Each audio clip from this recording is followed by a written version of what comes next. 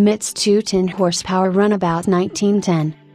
10 horsepower, 2-cylinder engine, friction transmission, and full elliptic leaf springs in the front and rear. Wheelbase, 81 inches.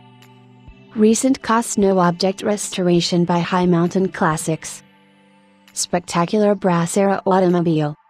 After a disagreement with his partners, founder Charles Metz left his namesake company to become editor of the Cycle and Automobile Trade Journal. He returned in 1908 only to find Waltham detritus and in shambles but with a tremendous surplus of parts.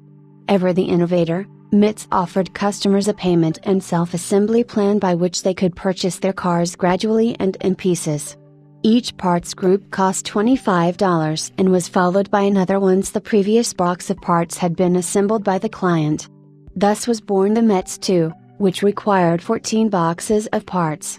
At $350, it was quite the bargain. By 1909, Waltham's debts had been paid off by his innovative Metz plan. With his debts paid and parts supply reduced, factory assembly was offered the following year. This magnificently restored Metz Two formerly resided in Pennsylvania before entering an Alabama museum and was later owned by noted collector Al Wiseman. It is an example from 1909 and, as such, was likely hand-assembled by its very first owner. Following the purchase by its current owner in 2008, it was subjected to a comprehensive just-completed restoration by Jim Sternberg at High Mountain Classics in Birdwood, Colorado.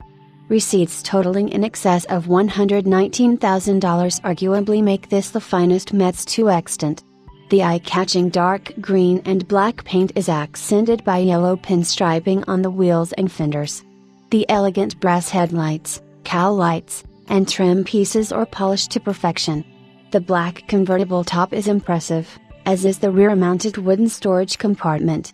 The black leather upholstery is complemented by a wooden steering wheel with brass spokes.